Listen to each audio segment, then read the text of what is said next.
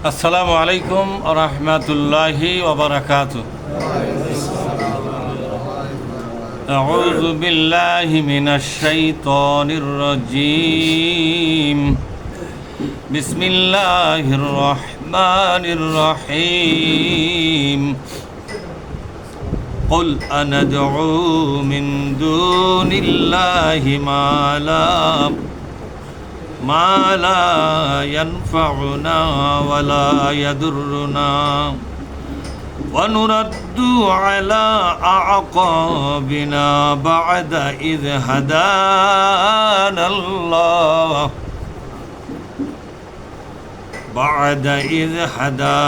الله كالذي استهوته الشياطين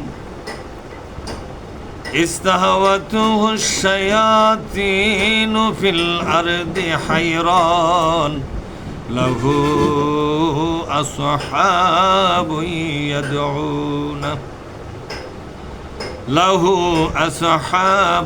يدعونه إلى الهدى ائتنا قل إن هدى الله هو الهدى وأمرنا لنسلم لرب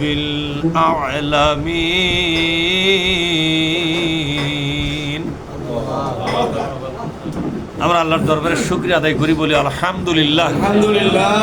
সালাত এবং সালাম বিশ্বনবী মুহাম্মদুর রাসূলুল্লাহ বলি সাল্লাল্লাহু আলাইহি ওয়াসাল্লাম। সম্মানিত হাজিরিন, আমি আপনাদের সামনে পবিত্র কোরআনে মাজিদের 6 নম্বর সূরা আনআম, এখান থেকে 71 নম্বর একটা আয়াত পড়লাম। এই 71 নম্বর আয়াতটি আপনাদের সামনে খোলামেলা আলোচনা করবার চেষ্টা করব। আমার তৌফিকি ইল্লা বিল্লাহ।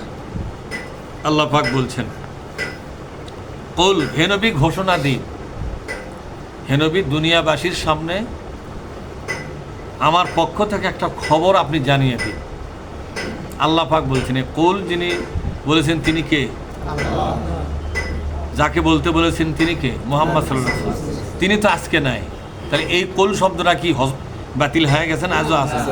তাহলে এখন এই কুলটা কার ওপর হচ্ছে? যারা কোরআন বোঝে এবং মানুষকে বোঝাতে সক্ষম, তাদেরকে বলা হচ্ছে যে এখন তোমরাই দায়িত্ব নাও। এই সূরাটি মাক্কি সূরা। সূরাটি কি সূরা? মাক্কি সূরা। মক্কার জনগণের কাছে, রাজনীতিবিদদের কাছে, সরকারি দল বিরোধী দলের কাছে, বিভিন্ন বুদ্ধিজীবীদের কাছে, বিভিন্ন কবি সাহিত্যিকদের কাছে আল্লাহ তাআলা এই মেসেজটি পৌঁছাবার দায়িত্ব দিয়েছিলেন বিশ্বনবীকে। এই মেসেজটি বিশ্বনবী পৌঁছে দিয়েছিলেন। এই আয়াতটার মধ্যে ব্যাপক জ্ঞাননির্ভর এবং গবেষণামূলক কথা আল্লাহ তাআলা এখানে ব্যক্ত করেছেন। আলহামদুলিল্লাহ। আল্লাহ পাক বলছেন, হে নবী বলে দিন, আনাদউ মিন দুনিল্লাহি, আমরা কি দাওয়াত দেব আল্লাহকে বাদ দিয়া? আমরা কি আল্লাহকে বাদ দিয়ে অন্য কারো দাওয়াত দেব? বিশ্বনবী বলছেন, আজকের সমাজে অনেকেরই দাওয়াত হচ্ছে না? একটা দাওয়াত হচ্ছে জাতীয়তাবাদের দাওয়াত, একটা দাওয়াত হচ্ছে ধর্মনিরপেক্ষতাবাদের দাওয়াত, ঠিক না? একটা দাওয়াত হচ্ছে মানুষের আইনের দল পার্টির দিকে দাওয়াত। আবার মাঝে মধ্যে লটারি, হাউজি, এগুলোর দাওয়াতও কিন্তু হয় কিনা জোরে কোনো সময়। এইভাবে জাহিলিয়াতের দাওয়াত চলছে। হ্যাঁ, জাহিলিয়াতের দাওয়াত চলছে, ইসলামের বিপরীত দাওয়াত চলছে।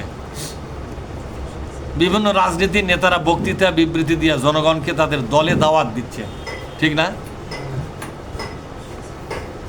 প্রত্যেকটা দলের নেতারা যে বক্তৃতা দেয়, এই বক্তৃতার মাধ্যমে তারা দাওয়াত দিচ্ছে তাদের দলে থাকার জন্য। জনগণকে দাওয়াত দেয় না, আসেন আমাদের দলে যোগদান করেন, আমাদের হাতকে শক্তিশালী করেন। এই দাওয়াতটা তারা দিচ্ছে। আল্লাহ পাক বলছেন, নবী জানিয়ে দাও যে আমরা কি আল্লাহর দাওয়াত বাদ দিয়ে মানুষের দাওয়াত দেব? অর্থাৎ বিশ্বনবীকে আল্লাহর পথে দাওয়াত দিতে বাধা দেওয়া হচ্ছিল। যে আপনি আল্লাহর পথে দাওয়াত দিতে পারবেন না। দাওয়াতটা কি ছিল? ক্বাউলু লা ইলাহা ইল্লাল্লাহ তুফলিহুন। বিশ্বনবী বললেন আমার দাওয়াতটা ছিল লা ইলাহা ইল্লাল্লাহ, আল্লাহ ছাড়া আমরা আর কারো আনুগত্য করবো না, কারো আইন মেনে চলবো না। আইন চলবে কার? আইন চলবে আল্লাহ। এ দেশ চলবে আল্লাহর বিধান দিয়া, সমাজ চলবে আল্লাহর বিধান দিয়া। ব্যাংক, বিমা, অর্থনীতি, সমাজনীতি, রাষ্ট্রনীতি, পররাষ্ট্রনীতি, জেলখানার নীতি, সবগুলো নীতি চলবে কার আইনে? আল্লাহর আইন ছাড়া আমরা কারো আইন মানি না। এর নামই হচ্ছে লা ইলাহা ইল্লাল্লাহ। এই দাওয়াতটা বিশ্বনবী যখন দেওয়া শুরু করলো, তখন মক্কার রাজনীতিবিদেরা বুঝতে পারলো যে এ দাওয়াত ভালো লক্ষণ। এ দাওয়াত যদি চলতেই থাকে, ধীরে ধীরে এই দাওয়াতের পক্ষে একদল লোক তৈরি হয়ে যাবে। আস্তে আস্তে অনেক বড় মাপের একটা শক্তিশালী রাজনৈতিক দল গঠন হবে। আর এভাবেই করে এই দেশের রাষ্ট্র ব্যবস্থা, রাষ্ট্র ক্ষমতা এই দলের হাতে পার হয়ে যাবে। আমাদের হাতে ক্ষমতার চেয়ার আর থাকবে না। এই জন্য তারা উঠে পড়ে লাগলে দাওয়াতটা বন্ধ করার জন্য। আল্লাহ পাক বললেন, নবীজি বলে দাও, আমি কি আল্লাহর দাওয়াত বাদ দিয়ে তোমাদের মতো দাওয়াত দেব নাকি?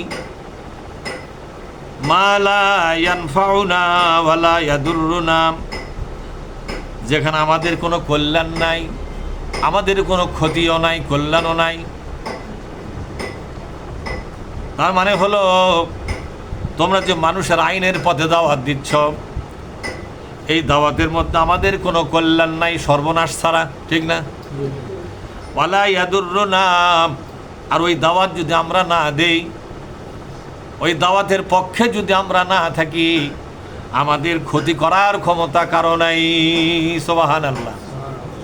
অর্থাৎ তোমাদের দ্বারা আমাদের উপকারও নাই, ক্ষতিও নাই। এই জন্য তোমরা আমাদের উপর বিরুদ্ধে কি বলো আর না বলো, ওরা ধার আমরা ধারি না। অনুরাদ্দু আলা আকাবিনা বা'দা ইয হাদানাল্লাহ। আল্লাহ পাক বলছেন, আমরা কি ফিরে যাব নাকি? আল্লাহ যখন আমাদেরকে সত্যিকার হেদায়েতের পথ দেখায় দিয়েছে, হেদায়েত পাওয়ার পরে, আল্লাহর কোরআনের সন্ধান পাওয়ার পরে, কোরআনের রাস্তা এবং কোরআনের পথ খুঁজে পাওয়ার পরে, আমরা কি আগেকার ওই সমস্ত দল পার্টির ভিতরে, আগেকার ওই কৃষ্টি কালচার তাহাজিব তামুদ্দুনের ভিতরে, আগেকার ওই দল পার্টি এবং আগেকার ওই সমাজনীতির মধ্যে আমরা কি আবার ফিরে যাব নাকি মনে করছো না? আমাদের কাছে এখন আছে কোরআন। কি আছে জোরে বলুন? বিশ্বনবী বলছেন আমাদের কাছে আছে কোরআন। কোরআনের কোনো দল ছাড়া, কোরআনের কোনো পার্টি করা ছাড়া নতুন করে আগেকার কোনো দল পার্টি আমাদের দ্বারা আর সম্ভব নয়। সুবহানাল্লাহ। তাহলে কোরআন থাকার পরে অন্য কোনো দল করা শরীয়তে কিন্তু হারাম না হালাল? বলেন হারাম। আল্লাহ পাক বলছেন, নবী বলে দাও, তোমার পক্ষে সম্ভব নয় আগেকার কোনো ধর্মমত, আগেকার কোনো দল পার্টি, রাজনীতি, অর্থনীতি, আগেকার কোন নেতা নেত্রীর পেছনে আর আমাদের যাওয়া সম্ভব নয়, যেহেতু আল্লাহ পাক আমাদেরকে কোরআনের পথে কবুল করে ফেলেছে।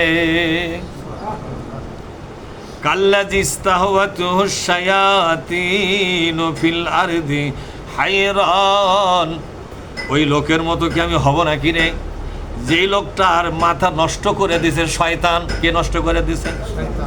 শয়তান মাথা নষ্ট করার কারণে হয়রান হয়ে ঘুরে বেড়াচ্ছে এখনো।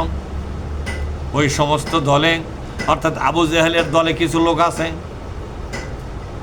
আবু সুফিয়ানের দলে কিছু লোক আছে, উতবার দলে কিছু লোক আছে, সাইবার দলে কিছু লোক আছে। সৌদি আরবে অসংখ্য দল ছিল, প্রায় 25-30টা অথবা 40টার মতো রাজনীতির দল ছিল। প্রত্যেক দলে জনগণ ছিল কি ছিল না? কথা কয় না, ছিল কি ছিল না? বিশ্বনবীর দল ছিল সাহাবাদের দল। বিশ্বনবীর দলের কর্মীদেরকে বলা হতো সাহাবায়ে নবী, বলা হতো কিনা জোরে কোন? আসহাবে রসুল বলা হতো। আর বিশ্বনবীর দল ছাড়া আরো যে 40টার মতো দল ছিল সৌদি আরবে, সেই কথাটা এখানে আল্লাহ তাআলা অঙ্গুলি নির্দেশ করে বুঝাচ্ছেন, ওই দলগুলো যারা করে ওরা শয়তানের দ্বারা প্ররোচিত হয়ে করতেছে। নাউজুবিল্লাহ বলেন। অর্থাৎ কোরআনের দল বাদ দিয়া দুনিয়ার যে কোনো দল যারা করে এরা শয়তানের খপ্পরে পড়ে গেছে। ঘোষণা দিল কে? আরো জোরে বলুন। কোরআনের দল বাদ দিয়ে অন্য কোনো দল করলে আল্লাহ বলছে এ তো শয়তানের চেলা হয়ে গেল। আজ থেকে কি হয়ে গেল জোরে বলুন। আল্লাহ বলছেন কাল্লাজিস্তাহওয়াতুহু, বলেন কাল্লাজিস্তাহওয়াতুহু শায়াতিনু ফিল আরদি হায়রান। এই জমিনে মানব শয়তান এবং জিন শয়তানের খপ্পরে যারা পড়ে, বলেন মানব শয়তান জিন শয়তানের খপ্পরে যারা পড়বে তারাই শুধু কোরআনের দল বাদ দিয়ে অন্য দল করতে পারে। কে বলেছেন? কি বলেছে? যে শয়তানের জিন শয়তান এবং মানব শয়তান, বলেন জিন শয়তান এবং মানব শয়তান, এই দুই জাতের শয়তানের পাল্লাই যারা পড়েছে তারাই শুধু কোরআনের দল বাদ দিয়া অন্য কোনো দল করতে পারে। ঘোষণা কে দিয়েছেন? অন্য দল যেহেতু করতেছে বুঝতে হবে হয় মানব শয়তানের পাল্লায় পড়েছে আর না হয় জিন নামক শয়তানের পাল্লায় পড়ে গেছে। কোরআন শরীফ আয়াত দিয়ে এই দলিল পাওয়ার পরে অন্য দলের মধ্যে হাজি আর নামাজি দেখলে আমাদের মনে কি হবে? ওই লোকটা পরহেজগার মনে হবে না শয়তানের তৈরি করা লোক মনে হবে? ওই হাজি শয়তানের পাল্লাই পড়া লোক মনে হবে না পরহেজগার মনে হবে? কথার উত্তর দেওয়া লাগবে। ওই হাজিকে, ওই নামাজিকে, ওই হুজুরকে, ওই ইমামকে, ওই মৌলানাকে, ওই পীরকে, ওই মুরিদকে আমরা কি পরহেজগার বলবো না শয়তানের চেলা বলবো? এই কথাটা কে বলেছেন? আল্লাহর কোরআন তোমার সামনে থাকার পরে, বলেন আপনারা নিজেরা বলেন, আল্লাহর কোরআন আমার সামনে থাকার পরে আমি যদি কোরআনের দল বাদ দিয়া অন্য কোনো মানুষের আইনের পার্টি যদি করি, আল্লাহ বলেছেন ও মুসলমান জেনে রাখো আমি আল্লাহ ঘোষণা দিলাম তুমি শয়তানের চেলা হয়ে গেলে। কি হয়ে গেলে? শয়তানের চেলা হয়ে গেলে। এখন এই শয়তানের চেলারা যদি বছরে বছরে হজ করবার যায়, এদের হজ দেখে আপনার সিট পারাং খাওয়ার কোনো দরকার আছে? এর হজ কি কবুল হবে? কথা কয় না। এই যদি সামনের কাতারে নামাজ পড়ে, মৌলবীর একের পেছনে সামনের কাতারে, তাও কি এর নামাজ কবুল হবে? এমনকি মৌলবীর আগে যায়াও পড়লে তো নামাজ কবুল, পাশে পড়া তো দূরের কথা, আগে পড়লেও তো জোরকার হবে নাকি? আল্লাহ তাআলা বলছেন ও নবী বলে দাও আল্লাহর কোরআন আমার কাছে এখন নাজিল হয়ে গেছে। কোরআনের দল বাদ দিয়া, কোরআন প্রতিষ্ঠার আন্দোলন বাদ দিয়া ভিন্ন কোনো রাজনীতি যদি করতে চায় তাহলে এটা হবে শয়তানকে মেনে চলা। শয়তান আমাকে নষ্ট করে ফেলেছে। আল্লাহ বলেছেন যারা ভিন্ন কোনো রাজনীতির দল করবে মনে রেখে দিও মুসলমান এরা শয়তানের দ্বারা নষ্ট হয়ে গেছে। কি হয়ে গেছে? শয়তানের দিকে কি করে ফালাছে, কিভাবে নষ্ট করেছে? আল্লাহ বলছেন ফাকানা মিনাল গাবিন, শয়তান এদেরকে গাবিন করে ফালাছে। আল্লাহ তাআলা বলছেন ফাকানা মিনাল গাবিন। এই হাবিব সাহেবরা আয়াত না কোরআনে, ফাকানা মিনাল গাবিন, লোকটা শয়তানের দ্বারা গাবিন হয়ে গেছে। এই গাবিন হওয়ার কারণে লোকটার কোরআনের দল তার ভালো লাগে না। তার ভালো লাগে শয়তানের ওই যে মানুষের আইনের দল পার্টি, ওগুলোই ভালো লাগবে।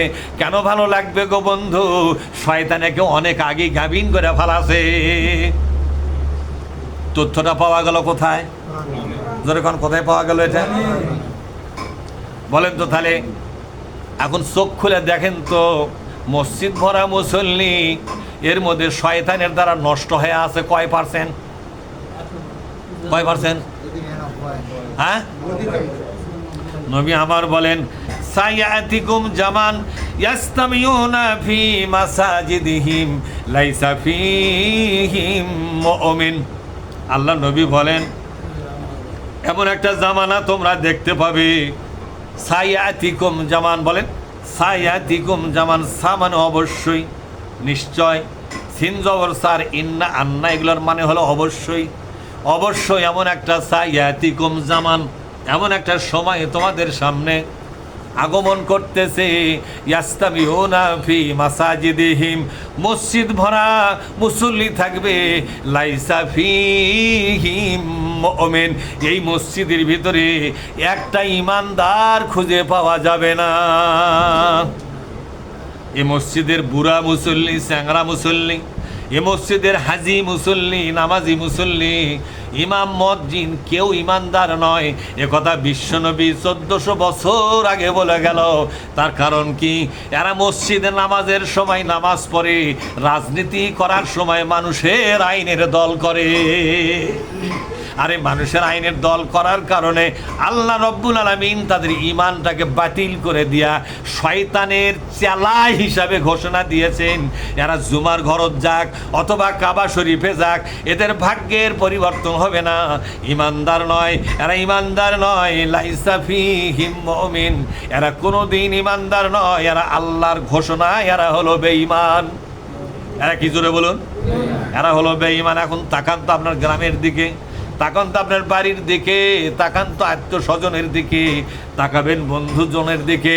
আপনার বন্ধুজনের ভিতরে, পরিচিত জনের ভিতরে, গ্রামবাসীর ভিতরে কত পার্সেন্ট লোক মানুষের আইনের দলপাটি করে?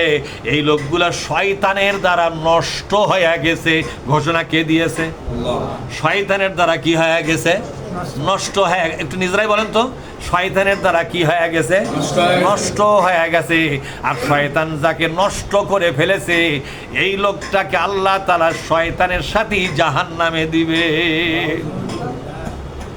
লা আমলা আন্না জাহান্নামা মিনকা ওয়া মিম্মান তাবিআকা, ওগো শয়তান, আমি তোমাকে দিয়া জাহান্নাম পূর্ণ করব, আর তুমি যাদেরকে নষ্ট করেছো, তোমার দ্বারা নষ্ট হওয়া লোকগুলোকে তোমার সাথেই জাহান্নামে ঢুকাইয়া দেব। তাহলে লোকগুলোর ফলাফল পাওয়া যায় কি যায় না? এই ফলাফলটা কোরআনে পাওয়া গেল কি গেল না? এখন আসেন আমরা আস্তে আস্তে আগায় যাই। লাহু আসহাবু ইয়াদউনাহু ইলাল হুদা আতিনা, কোন আল্লাহু আকবার। অথচ যে লোকটাকে শয়তান নষ্ট করেছে, যেই মুসল্লি, যেই মুসলমান, যেই ইমানদারকে শয়তান কি করেছে? নষ্ট করে দিয়েছে। ওই ইমানদারের কোনো না কোনো পরিচিত লোক, ওই নষ্ট হওয়া লোকটার কোনো না কোনো বন্ধু, কোনো প্রিয়জন তাকে বারবার ডাকতেছে, ইলাল হুদা আতিনা, আসো গো, আমাদের কাছে আল্লাহর কোরআনের দল পার্টি আছে, আসো আল্লাহর কোরআনের দল করি, আসো আল্লাহর কোরআনের পার্টি করি গো। এই দাওয়াত দিচ্ছে, এই দাওয়াত দিচ্ছে। এই দাওয়াত পাওয়ার পরও দাওয়াতটা কবুল করলো না। শেষমেশ সে শয়তানের দ্বারাই নষ্ট হয়ে ওই দলেই চলে গেল। কে বলেছেন এটা? তাহলে দাওয়াত চলছে কি চলে না? এই যে কোরআনের মাজলিস আমরা দাওয়াত দেই কি দেই না? এখন আপনারা বলেন, কোরআন আপনাদের কাছে আছে কি নাই? এ কোরআন কি আল্লাহ উঠে নিয়েছে না এখন আপনাদের কাছে আছে? এই কোরআন আপনাদের ঘরে, আপনার এলাকায় থাকার পরে, কোরআনের কথা জানার পরে, বোঝার পরে, আল্লাহর কোরআন দল ছাড়া অন্য কোন দল করা আল্লাহ কি অনুমতি দিয়েছে? কথা কন্যাকে অনুমতি দিয়েছে? তাহলে কোরআনের দল করা লাগবে কি লাগবে না? কোরআনের দল কাকে বলা হয়? প্রশ্ন হলো, কোরআনের দল কাকে বলা হয়? যেই দলের ভিতরে আল্লাহ পাক নিজে বলেছেন, যেই দলের মধ্যে সর্বপ্রথম চর্চা হবে কোরআন। কি চর্চা হবে? জোরে কোন। আল্লাহর কোরআনের দল চেনার জন্য প্রথম দেখতে হবে ওই দলের কর্মসূচির ভিতরে কোরআন চর্চা করে 1 নম্বরে আছে না 2 নম্বরে আছে? কথা কন্যাকে, কোরআন চর্চাটা থাকতে হবে কয় নম্বরে? 1 নম্বরে। 2 নম্বরে থাকতে হবে, আল্লাহ তাআলা বলছেন, ওয়ায়ুআল্লিমুহুমুল কিতাবা ওয়াল হিকমাতা। 2 নম্বর কি থাকা লাগবে? হিকমা। ওয়ায়ুআল্লিমুহুমুল কিতাবা, প্রথম থাকতে হবে কোরআনের শিক্ষা। কি থাকতে হবে? জোরে বলুন। তাহলে প্রথম নম্বর হলো কোরআন স্টাডি করা। কোরআনের দল চেনার উপায় কি? প্রথম নম্বর হলো কোরআন স্টাডি করা। 2 নম্বর থাকতে হবে 2 নম্বর সিরিয়ালে ওয়াল হিকমা, হাদিস অধ্যয়ন করা, এটা 2 নম্বরে। 3 নম্বর ওই দলের চিহ্ন হলো ফাসআলু আহলাজ যিকর ইন কুনতুম লা তা'লামুন। ওগো আল্লাহর বান্দা, কোরআন পড়েছো, হাদিস পড়েছো, এখন অনেক বিষয় তোমাকে জটিল লাগে, এরকম লাগতে পারে কি পারে না? অনেক বিষয় আরো খোলামেলা তুমি জানতে চাও। কোরআন পড়ে যা বুঝেছো ভালো, হাদিস পড়ে যা বুঝেছো ভালো, কিন্তু তোমাকে আরো বিশদ জ্ঞান অর্জন করতে হবে। এই জন্য 3 নম্বর হলো তোমাকে জ্ঞানী লোকদের কাছে যেতে হবে। ফাসআলু আহলাজ যিকর, যারা জ্ঞানী গুণী পণ্ডিত লোক, তাদের কাছে গিয়ে তোমার জীবনের এই জিজ্ঞাসাগুলোর জবাব খুঁজে নাও। তবে জ্ঞানী লোকেরা 2 ধরনের। কিছু জ্ঞানী লোক আছে, তাদের জ্ঞানগুলো কলম দিয়ে খাতায় এবং পাতায় লিখে চলে গেছে দুনিয়া ছেড়ে। আছে না নাই? জোরে কর। ওই লেখা বইটা যখন আপনি পড়বেন তখন বুঝতে হবে আপনি কার কাছে বসেছেন। আপনি জ্ঞানী লোকের কাছেই কিন্তু বসেছেন। ঠিক না বারিক? জোরে কর। ইমাম বুখারী চলে গেল, অনেকগুলা হাদিস লিখে অনেক জ্ঞানের কথা লিখে গেছে। ইমাম আবু হানিফা চলে গেছে, অনেক জ্ঞানের কথা লিখে চলে গেল। আপনার কবি নজরুল চলে গেছে, অনেক জ্ঞানের কবিতা রেখে গেছে কিনা? জোরে কর। তাহলে আল্লাহ কি বলেছেন? যে বিষয়টা তোমার জানা এখন জরুরি হয়ে গেছে, এই জরুরি বিষয় জানার জন্য জ্ঞানী লোকদের কাছে যাও। জ্ঞানী লোকদের কাছে গেলে আপনি পাবেন সেই সমস্যার একটা সুন্দর সমাধান। যেমন এখন হজের সিজন, কিসের সিজন? জোরে কর। এখন কোরআন পড়েছেন, হাদিস পড়েছেন, হজ বিষয়ে জেনেছেন, কিন্তু হজের হাকিকত বুঝতে পারতেছেন না। হতে পারে কিনা? জোরে কর। এখন খুঁজতে হবে হজের হাকিকত কোথায় গেলে পাবো। এখন আপনাকে হজের হাকিকত যিনি লিখে গেছেন তার লেখা একটা বই যদি আপনি পড়তে পারেন, তার হজের হাকিকতের ব্যাপারে যত জিজ্ঞাসা আছে সব জিজ্ঞাসার জবাব কিন্তু বইয়ের মধ্যেই খুঁজে পাওয়া যাবে। যাবে কি যাবে না? জোরে কম। এই জন্য ইসলামী দল, কোরআনের দলের 3 নম্বর সংজ্ঞা হলো সেখানে ইসলামী সাহিত্য পড়াশোনার ব্যবস্থা থাকতে হবে। ফায়সালা কার? আরো জোরে বলেন, ফায়সালা কার? তাহলে ইসলামী সাহিত্য, আপনি এটাই হলো ইসলামী সাহিত্য। ইসলামী সাহিত্য মানে হলো ইসলামের জটিল জটিল বিষয়গুলোকে বিস্তারিতভাবে সহজ করে লিখে দিবে। জনগণ সহজে পড়ে পড়ে বুঝে বুঝে তারা এর ব্যাখ্যা বিশ্লেষণ জানবে এবং জ্ঞান অর্জন করবে। হজের হাকিকত, নামাজ রোজার হাকিকত, জাকাতের হাকিকত আছে না নাই? জোরে কোন। এরপরে আপনার ইসলামী শিক্ষা, ইসলাম পরিচিতি, ইসলামের বুনিয়াদী শিক্ষা, এরপরে তাকওয়া সম্পর্কে আলোচনা, এরপরে আপনার সুফিবাদ সম্পর্কে আলোচনা, তাসাউফ সম্পর্কে আলোচনা। এগুলো জটিল বিষয় কিনা? জোরে কন। এই জটিল বিষয়ের উপরে অসংখ্য বই পুস্তক লেখা আছে। এই বইগুলো যেই দলের মধ্যে পড়ার প্র্যাকটিস আছে, কি আছে? জোরে বলুন। যেই দলের মধ্যে পড়ার প্র্যাকটিস আছে, বুঝতে হবে এই দলটাই হলো আল্লাহর কোরআনের দল। সুবহানাল্লাহ বলবেন না? 4 নম্বর হলো যেই দলের মধ্যে নামাজ কায়েমের কথা বলা হচ্ছে। ওয়া আকিমুস সালাতা ওয়া আতুজ যাকাতা, ওয়া আকিমুস সালাতা ওয়া আতুজ যাকাতা ওয়ারকাউ মা'আর রাকিঈন। তোমরা নামাজ কায়েম করো, তোমরা যাকাত দাও। 4 নম্বর হলো নামাজ কায়েম করো, 5 নম্বর হলো যাকাত দাও। এভাবে যে দলের মধ্যে নেতা কর্মী সকলের মধ্যে নামাজের সাফাসাফি আছে, কি আছে? জোরে বলুন।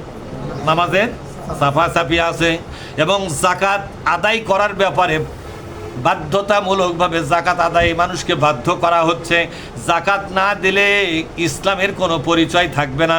এই যাকাত ভিত্তিক অর্থনীতি চালু করার ব্যাপারে যেই দলের মধ্যে আলোচনা চলে, এই দলটাই হলো আল্লাহর কোরআনের হকপন্থী দল। 6 নম্বর হলো যেই দলের ভিতরে আল্লাহর নবীর আদর্শ বাস্তবায়নের জন্য, আল্লাহ নবীর উদ্দেশ্য সাধনের জন্য দায়িত্ব দেওয়া আছে, সেই দলটাই হলো কোরআনের দল। আল্লাহ বলেছেন, হুয়াল্লাযী আরসালা রাসূলাহু বিল হুদা ওয়া দীনিল হক লিইয়ুযহিরাহু আলাদ-দীনি কুল্লিহি ওয়ালাউ কারিহাল মুশরিকুন। নবীর উদ্দেশ্য ছিল এই জমিনে মানব রচিত সমস্ত তন্ত্রমন্ত্র বিদায় করে দিয়া আল্লাহর কোরআনকে বিজয়ী করতে হবে রাষ্ট্রীয়ভাবে। কিভাবে? জোরে বলুন। রাষ্ট্রভাবে বিজয় করতে হবে। এই রাষ্ট্রীয়ভাবে কোরআনকে বিজয়ী করার আন্দোলন যেই দলের মধ্যে থাকবে, বুঝতে হবে ওই দলটাই হলো কোরআনের হকপন্থী দল। যেরকম কি দল? তাহলে এখন একটা প্রশ্ন করে আপনাদেরকে, কোরআন হাদিসের দ্বারা আজকে প্রমাণিত হলো কোরআনের আসল দল কোনটা আর নকল দল কোনটা। এখন এত কিছু জানার পরে কোনো ব্যক্তি যদি কোরআনের দল বাদ দিয়ে মানুষের আইনের দলপাটি করে, এ লোকটা কি আল্লাহর দরবারে নাজাত পাওয়ার রাস্তা বন্ধ থাকলো না খুলে গেল? বন্ধ হয়ে গেল। আমি আপনাদের জিজ্ঞাসা করতে চাই, এই দুনিয়ার সমস্ত মানবরচিত দল মত সব বাদ দিয়া আল্লাহর কোরআন কায়েমের জন্য, বাংলাদেশে আল্লাহর কোরআনকে বিজয়ী করার জন্য দলবদ্ধ হয়ে সংগঠনভুক্ত হয়ে রাজনৈতিক দলের মধ্যে এসে কর্মী হিসাবে দায়িত্ব পালন করার হিম্মত যদি একটু হাত তুলে দেখান তো, কার কার হিম্মত আছে? আপনার হিম্মত আছে, করবেন আপনি ইনশাআল্লাহ।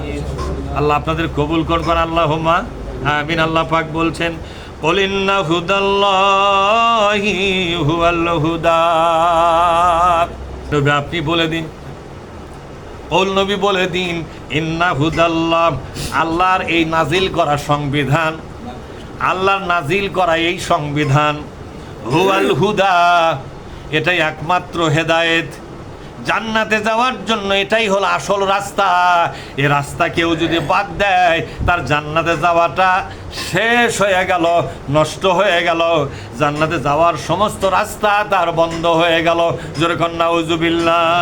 ওয়া উমিরিনা, বলেন ওয়া উমিরিনা, আমাকে হুকুম দেওয়া হয়েছে, নবী বলছেন ওয়া উমিরিনা, আমাকে অর্ডার দেওয়া হলো লিনুসলিমা, আমি যেন আল্লাহর কোরআনের এই রাজনীতির কাছে মাথা নত করে দেই। সুবহানাল্লাহ বলেন। আল্লাহর কোরআন দিয়ে যে সংবিধান, হুদা মানে হলো সংবিধান, হুদা মানে কি? এই সংবিধানের কাছে আমি যেন মাথা নত করে দেই, আর মানুষের বানানো সংবিধানকে ছুঁড়ে ফেলে দিয়া, ওটাকে ঘৃণা করে, ওটাকে বাতিল করে দিয়া, ওর সাথে সম্পর্ক চিরস্থায়ীভাবে ছিন্ন করে দিয়া আল্লাহর কোরআন নামক এই সংবিধানের কাছে মাথাটা যেন নত করে দেই, এই কথাটা আল্লাহ পাক আমাকে হুকুম নাজিল করেছেন। আমি আর কোনো দল করতে পারবো না, কোনো সংবিধানের পক্ষে যেতে পারবো না। আমার কাছে একটাই রাষ্ট্রীয় বিধান, তার নাম কি? কোরআন। আরো জোরে বলেন, তার নাম কি? কোরআন। একটাই হলো রাষ্ট্রবিধান, তার নাম কি? কোরআন।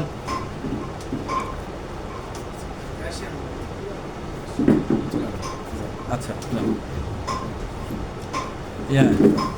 মোস্তাকিম তিনটা বড় বড় দেখে নাম স্কুল সুইট, নাবিস্কুট সুইট ৩৯৯০ টাকা চেনাও, নাবিস্কুট সুইটি বলে ১৫০ গ্রামও থাকে, ২০০ গ্রাম থাকে, বুঝছা?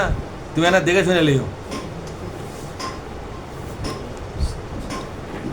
তাহলে বলেন তো অমিরিনা মানে কি? আমাকে হুকুম দেওয়া হয়েছে, আমি হুকুম প্রাপ্ত। এখন নির্দেশ দিয়েছেন হুকুমদাতাকে, জোরে বলুন আল্লাহ। ওই আল্লাহ পাক আমাকে হুকুম দিয়েছে লিন নুসলিমা, আমি যেন আত্মসমর্পণ করি, সারেন্ডার করি লিরব্বিল আলামিন। এই বিশ্ব জগতের একজন রব আছে, কে সে রব? আল্লাহ। এই বিশ্ব জগতের একজন রব আছেন, ওই রবের নাজিল করা সংবিধানের কাছে, নাজিল করা রাষ্ট্র ব্যবস্থার কাছে, নাজিল করা সমাজ ব্যবস্থার কাছে মাথা নত করে দিয়া আমি নিজেকে সেই দলের একজন খাদেম বানাইয়া দিই। এই হুকুমটা আল্লাহ পাক আমাদের সকলের জন্য নাজিল করে দিয়েছে। কিন্তু আমাদের দেশের মুসলমানরা নামাজের সময় আল্লাহর বান্দা, রোজার সময় আল্লাহর বান্দা, হজের সময় আল্লাহর বান্দা, জিকির করার সময় আল্লাহর বান্দা, যখন ওগুলো ইবাদত হয়ে যায়, রাজনীতি করার সময় মানুষে বান্দা হয়ে যায়, ঠিক না? কার বান্দা হয়ে যায়? রাজনীতি করার সময় আল্লাহর কোরআনের রাজনীতি না করিয়া মানুষের বানানো রাজনীতির সঙ্গে যুক্ত হয়ে যায়, ওই সময় সে মানুষের বান্দা হয়ে যায়। বলেন তো, এক এক সময় এক একজনের বান্দা, এরকম চরিত্র আল্লাহ মানে নেবে নাকি? না। আপনি নামাজের সময় কার বান্দা? কথা বলেন। আল্লাহ। রোজার সময় কার বান্দা? এই যে কুরবানি করবেন তখন কার বান্দা? কিন্তু যখন রাজনীতি করতে গেছেন, আল্লাহর কোরআনের রাজনীতি বাদ দিয়ে মানুষেরটা যখন করলেন, তখন আপনি কার বান্দা? মানুষের বান্দা হয়ে গেলেন। একবার আল্লাহর বান্দা, একবার মানুষের বান্দা। এখন আসেন আনুষ্ঠানিক ইবাদতগুলো, এই সময়গুলোকে যদি আমরা একত্র করি, ২৪ ঘন্টার মধ্যে ১ থেকে ২ ঘন্টার বেশি কিন্তু এই ৫ ওয়াক্ত নামাজ, জিকির আজকার, ওযু গোসল, সব কিছু মিলে 1 থেকে 2 ঘন্টার বেশি কিন্তু নয়। তাহলে 24 ঘন্টার 2 ঘন্টা আমরা কার বান্দা? কথা কয় না বারে? 24 ঘন্টার 2 ঘন্টা আমরা কার বান্দা? মানে এর মধ্যে যেখানে আজকার আছে সবই আছে, নামাজ আছে, ওযু আছে, সব কিছু মিলে 2 ঘন্টা আল্লাহর বান্দা। এরপরে ঘুম যখন পারলাম 6 ঘন্টা, ওই 6 ঘন্টাও আমি কার বান্দা? আল্লাহর বান্দা। তাহলে 6 ঘন্টার এদিকে কত গেল? 2 ঘন্টা। 8 ঘন্টা আমি আল্লাহর বান্দা হয়ে গেলাম। 8 ঘন্টার পরে বাকি যে 16 ঘন্টা থাকলো, এখানে ব্যবসা করলাম মানুষের আইনে, রাজনীতি করলাম মানুষের আইনে, ঠিক না ব্যারিক জোরে কন? আমি ব্যাংক থেকে লোন নিলাম মানুষের আইনে, সুদের লোন নিলাম। এই যে 16 ঘন্টা যে কারবারের সঙ্গে ছিলাম, এই কারবারের সময় আমি কার বান্দা ছিলাম? এটা মানুষের। তাহলে 16 ঘন্টা আপনি মানুষের বান্দা, আর 2 ঘন্টা হলো আল্লাহর বান্দার ঘুম যদি হয়, তাহলে ধরলাম না ঘুমটা আল্লাহর ইবাদত, তাহলে ওইটাও 6 ঘন্টায় 8 ঘন্টা। 8 ঘন্টা আল্লাহর বান্দা, 16 ঘন্টা মানুষের বান্দা। এই লোকের কপালে জান্নাত হবে কি হবে না? জোরে বলেন, হবে কি হবে না? এ লোকের কপালে জান্নাত নাই, যেরকম আছে নাকি? জান্নাত নাই। তা আল্লাহ তাআলা বলছে, নবী বলে দাও সমস্ত ইমানদারদের জন্য আমার নির্দেশ হলো, তারা সমস্ত ইবাদত বন্দেগী যেন আমার উদ্দেশ্যে করে এবং তাদের জীবনের সকল কাজ এবং কর্ম আমার কোরআন অনুযায়ী করে। তারা যদি রাজনীতি করে আমার কোরআনেরটাই করতে হবে, তারা যদি ব্যবসা বাণিজ্য করে কোরআন দেখেই ব্যবসা বাণিজ্য করতে হবে, কোরআন যা যা বলেছে তা মেনে চলতে হবে। তারপর আল্লাহ তাআলা বলছেন, ওয়ান আকিমুস সালাতা ওয়াত্তাকুহু। আল্লাহু আকবার। আল্লাহ পাক বলছেন, ও বান্দা তোমার রাজনীতি এখন ঠিক করে দিলাম, কিন্তু রাজনীতি আলা প্রত্যেকটা মানুষকে নামাজি হওয়া লাগবে। যারাই রাজনীতি করবে তাদেরকে কি হওয়া লাগবে জোরে কন? এখন বলেন তো কোন রাজনীতি দলের মধ্যে নামাজ বাধ্যতামূলক করে দেওয়া আছে? কথা কন না কেন? এই বাংলাদেশের কত বড় বড় দল আছে না নাই জোরে কন? কেউ বা ক্ষমতায়, কেউ বা ক্ষমতার বাইরে, এরকম বড় বড় দল আছে না নাই? কেউ তার নেতা কর্মীর জন্য নামাজ বাধ্যতামূলক, নামাজ 5 ওয়াক্ত জামাতের সাথে পড়তে হবে বাধ্যতামূলক, নামাজ না পড়লে তার নেতার পথ চলে যাবে, এরকম কোনো বাধ্যবাধকতা আছে নাকি? নাই। যখন আছে নাকি? আল্লাহ কি বলছেন, তোমরা যারা রাজনীতির ময়দানে রাজনীতি করো, তাদের দায়িত্ব হলো 5 ওয়াক্ত নামাজ জামাতের সাথে আদায় করতে হবে। কার সাথে জোরে বলুন? জামাতের সাথে আদায় করতে হবে। এই জন্য আগে তো বলেছি 4 নম্বর দফা হলো, কয় নম্বর দফা জোরে বলুন? 4 নম্বর দফা হলো আপনার নামাজ থাকতে হবে 5 ওয়াক্ত। যেই দলের মধ্যে নামাজ 5 ওয়াক্ত জামাতের সাথে পড়ার জন্য বাধ্যতামূলক করা হয়, নামাজের হিসাব নেওয়া হয়, কয়েকত নামাজ জামাতে হলো, কয়েকত নামাজ একা হলো, যেই দলের মধ্যে হিসাব কিতাব নেওয়া হয়, জবাবদিহিতা নেওয়া হয়, কি নেওয়া হয় জোরে কন? জবাবদিহিতা নেওয়া হয়। বুঝতে হবে এই দলটা হলো আল্লাহর কোরআনের হকপন্থী দল। এই দল ছাড়া অন্য কোনো দল করা মুসলমানদের জন্য হারাম করে দিয়েছে কে? আল্লাহ পাক বলছেন, ও বান্দা তুমি সেই দলই তুমি করো যেই দলের মধ্যে ওয়ান আকিমুস সালাতা, নামাজকে কায়েম করার জন্য উঠে পড়ে লাগা হয়েছে। রাষ্ট্রীয়ভাবে নামাজ কায়েম করার জন্য, পারিবারিকভাবে নামাজ কায়েম করার জন্য যে দলের মধ্যে উঠে পড়ে লেগেছে, এই দল তোমাকে করতে হবে। 2 নম্বর শর্ত হলো ওয়াত্তাকুহু। আল্লাহু আকবার। আল্লাহকে ভয় করো। এখন আসেন, নামাজ পড়ে কিন্তু আল্লাহর ভয় নাই, এরকম লোক আছে না নাই? দেখেন আমি বুঝে দিচ্ছি, নামাজের সময় নামাজ পড়ে, ক্ষমতার চেয়ারে বসেই দুর্নীতি করে, এরকম লোক দেখছেন নাকি? নামাজি হাজি, কিন্তু সরকারি গোয়েন্দা সংস্থার লোক যখন পেছনে লাগে, দুদক, কি দোক ধরে কন? দুদক যখন পেছনে লাগে, দেখা যায় সামনের কাতারে ওই নেতা নামাজ পড়ে, হজের সময় আবার হজও করে, তার নেতা নামাজও আছে আবার হজও আছে, মাঝে মাঝে টুপিও পরে, দোয়ার অনুষ্ঠানও যায়, কিন্তু খুঁজলে দেখা যায় এই নেতা প্রত্যেক মাসে কোটি কোটি টাকা দুর্নীতি করে খাইছে। তাহলে বোঝা গেল ওই নেতার নামাজ আছে কিন্তু তাকওয়া নাই। কি নাই জোরে কর? যে নামাজের সাথে তাকওয়া থাকবে না, ওই নামাজের কোনো মূল্য নাই। আল্লাহ কি বলেছেন? ইন্নাস সালাতা তানাহা আনিল ফাহশাই ওয়াল মুনকার। আল্লাহু আকবার। ওয়ালা যিকরুল্লাহি আকবার। এই নামাজ হলো সবচাইতে বড় জিকির। কে বলেছেন এটা? নামাজের চাইতে বড় জেকের এই পৃথিবীতে আর কিন্তু আমাদের দেশে জেকের মাহফিল হয় অনেক বড় বড় ডিস্ট্রিক্টে হয় কি হয় না? জাকেরিন ভাইয়েরা যায়, যে ব্যক্তি নামাজি ছেলে 1 নম্বরের জাকেরিন, যার নামাজ 5 ওয়াক্ত জামাতের সাথে আছে সেই হলো 1 নম্বর জাকেরিন, সে হলো বড় জাকেরিন। আল্লাহ বলেছেন ওয়ালা যিকরুল্লাহি আকবার, বলেন ওয়ালা যিকরুল্লাহি আকবার, এ নামাজ হলো আকবরী জেকের, বড় জেকের। এ পৃথিবীতে নামাজের চাইতে বড় জেকের আর নাই। অথচ নামাজ বাদ দিয়ে জেকের আছে না নাই? কিছু কিছু পীর সাহেব আছে বাজান, বছরে একবারও নামাজ লাগে না কিন্তু জেকের লাগে।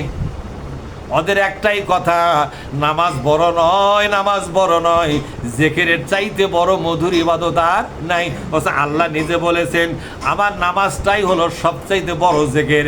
আর একটা বড় জেকেরের কথা আল্লাহ বললেন, অনেক লোক মনে করে শুধু নামাজটাই বেনা বড় জেকের, আল্লাহ কিন্তু তা বলল না। আল্লাহ বলল ইন্নাস সালাতা, বলেন ইন্নাস সালাতা তানাহা আনিল ফাহশাই ওয়াল মুনকার, যে নামাজ মানুষের মধ্যে অন্যায় কাজের বাধা তৈরি করতে পারে, অন্যায় অবিচার অশ্লীল কাজকে বাধা দিয়া ওই নামাজিকে মুক্ত রাখতে পারে, এই অন্যায় কাজ থেকে সরে থাকাটাই হলো বড় জেকের। আমি অন্যায় করব না, অন্যায় কথা বলবো না, দুর্নীতি করব না, স্বজনপ্রীতি করব না, ঘুষ খাবো না, সুদ খাবো না, কারো জমির আল ঠেলবো না, ওজনে কম দেব না, খাদ্যে ভেজাল দেব না, আপনার সত্য মিথ্যে একত্র করে মানুষকে প্রতারণা করব না। এই চরিত্র যাদের তৈরি হলো, আল্লাহ পাক বলছেন এই চরিত্রকে বলা হয়েছে বড় জেকের। আমার কথা বোঝেননি? তা আল্লাহ তাআলা বলছেন ওগো বান্দা, নামাজের পাশাপাশি তোমার তাকওয়া থাকতে হবে। তাকওয়া মানে হলো আত্মরক্ষা। তাকওয়া মানে কি বলেন? আর জোরে কোন তাকওয়া মানে কি? তাকওয়া মানে হলো আত্মরক্ষা। ও ভাইরা আমার, একটু বোঝার চেষ্টা করুন। তাকওয়া মানে হলো আল্লাহর ভয়ে কবিরা গুনাহ বাদ দিতে হবে, এর নাম হলো তাকওয়া। এর নাম কি জোরে বলুন? কবিরা মানে হলো, কবিরা গুনাহ কাকে বলা হয়? যেই গুনার কারণে মানুষকে জাহান্নামে দেওয়ার সিদ্ধান্ত আছে। যেমন কেউ যদি জেনা করে, জেনার শাস্তি জাহান্নামে গিয়ে শাস্তি কার্যকর হবে, কথা ঠিক না? লুট করা যাবে না, এর জন্য জাহান্নাম। চাঁদাবাজি করা যাবে না, এর জন্য জাহান্নাম। সন্ত্রাস করা যাবে না, এর জন্য জাহান্নাম। যে অপরাধগুলোর জন্য জাহান্নামে যাওয়া লাগে, এই অপরাধগুলো ছেড়ে দেওয়ার নাম হলো তাকওয়া। আল্লাহু আকবার। এই ছেড়ে দেওয়ার নাম হলো তাকওয়া। আর একটা তাকওয়ার অর্থ হলো যে ইবাদতগুলো আল্লাহ পাক করতে বলেছে, ওই ইবাদতগুলো ছেড়ে দিলে বান্দার সাথে আল্লাহর কোনো সম্পর্ক থাকবে না, এরকম অবস্থাকে বলা হয়েছে তাকওয়া। তাকওয়া মানে হলো অন্যায় অপকর্ম, দুর্নীতি, দুরাচার এবং জুলুম, নির্যাতন, শিরক, বেদাত কার ভয়ে বাদ দিবেন আপনি? আরো জোরে কোন, কার ভয়ে বাদ দিবেন? বিড়িটা হাত থেকে ফেলে দিবেন কার ভয়ে? কথা কয় না পারে? বিড়িটা হাত থেকে ফেলে দিবেন কার ভয়ে? কিন্তু আপনি কি করলেন? শিক্ষক দেখে বিড়ি ফেলে দিলেন, আল্লাহ দেখে বিড়ি ফেলে দেন নাই। শিক্ষক আসতেছে, কেবল ধরেছে 10 টাকা দামের সিগারেট, যেই দেখছে মাস্টার অথবা প্রফেসর অথবা কোনো প্রিন্সিপাল তাকে নিজে লেখাপড়া করেছে, দেখার সাথেই ফেলে দিয়েছে। চিন্তা করে 10 টাকা, স্যার যে কি মনে করে, স্যারের চোখে খারাপ লাগবে, এই জন্য ছাত্র হইয়া আমি সিগারেটটা ফেলে দিলাম। বলেন তো স্যার আপনাকে দেখে বেশি না আল্লাহ দেখে বেশি? আপনার কাছে ইজ্জতটা স্যারের বেশি হওয়া উচিত ছিল না আল্লাহর বেশি হওয়া উচিত ছিল? হ্যাঁ, কার হওয়া উচিত ছিল? আল্লাহ পাক বলছেন ওমা কদারুল্লাহ হাক্কা কদরিহি, বান্দারে আল্লাহকে মর্যাদা দিতে জানলে না। দুনিয়ার মানুষের সম্মানের কারণে অনেক ভালো ভালো কাজ করো, অনেক অন্যায় কাজ ছেড়ে দাও মানুষের সম্মানে। আর আমি আল্লাহ তোমাকে 24 ঘন্টা প্রতি সেকেন্ডে আমার নিজের চোখ দিয়ে তোমাকে দেখি, আমাকে দেখে আমাকে সম্মান করে অন্যায়টা তুমি ছাড়তে পারো নাই। সুতরাং আমাকে বেয়াজ্জতি করেছো। আল্লাহকে বেয়াজ্জতি করে যারা, তাদের নাজাতের রাস্তা বন্ধ হয়ে যায়। আমার ভাইরা, আল্লাহ তাআলা বলছেন ওয়াত্তাকুহু, আল্লাহকে ভয় করো। ওয়াহুয়াল্লাযী ইলাইহি তুহশারুন, তার কাছে ফিরে যেতে হবে। কার কাছে? আল্লাহ পাক বলছেন বান্দা, তুমি যে চরিত্রই নিয়ে থাকো, যে বাড়ি তুমি বানাও, যে ক্ষমতাই নিয়ে থাকো তুমি, তোমার এলাকার তোমার দেশের জনগণ যতগুলো তোমার পক্ষে থাক, যতই মানুষ ভালোবাসুক ঘৃণা করুক, এই পৃথিবী তোমাকে ধরে রাখতে পারবে না। এই পৃথিবীর কোনো শক্তি নাই তোমাকে পৃথিবীতে 1 সেকেন্ড ধরে রাখে। আমি কিন্তু আমার কাছে তোমাকে ফিরে আনতেছি, তুমি নষ্ট হবে না, মরে গেলেই শেষ হবে না। দুনিয়ার মানুষ তোমাকে পুড়ে আগুনে পুড়ে বোমা হামলা করে তোমার লাশটাই ক্ষত বিক্ষত করে দিয়েছে। আমি আল্লাহ কথা দিলাম রে বান্দা, নষ্ট হয়ে পুড়ে শেষ হয়ে গেছো, ছাই হয়ে গেছো, এখান থেকে পূর্ণ মানুষ বানায়া আমি আল্লাহ আবার তোমাকে আমার সামনে জলজান্ত মানুষ বানাইয়া দিব। তোমার কোনো লস নাই, তোমার কোনো ক্ষয় নাই। সুতরাং যে আল্লাহর কাছে আমাদের যেতেই হচ্ছে, কথা ঠিক না ব্যাঠি? সে আল্লাহর কাছে যেতেই যেহেতু হচ্ছে, অথবা আমাদের জীবনকে পরিবর্তন করতে হবে কি হবে না? এজন্য আমি আপনাদের কাছে আহ্বান জানাই, আসুন না বাংলাদেশে ইসলাম কায়েম করার জন্য, এ কোরআনের বিধান কায়েম করার জন্য বিশ্বনবী এবং রসুলগণ যে চরম চেষ্টা করে গেছে, তারা আজকে দুনিয়াতে নেই। আমরা মুসলমানরা আজকে বেঁচে আছি। 20 কোটি মুসলমানের বাংলাদেশে কোরআনের আদর্শ কায়েম কেন হবে না বলেন আপনারা? কেন হবে না? এজন্য পরকালে জবাবদিহি করা লাগবে কিনা? যেরকম লাগবে কিনা? আল্লাহ তাআলা আমাদের সকলকে এই কথাটা বুঝবার তৌফিক দিন। আমিন। আসসালামু আলাইকুম ওয়া রাহমাতুল্লাহ।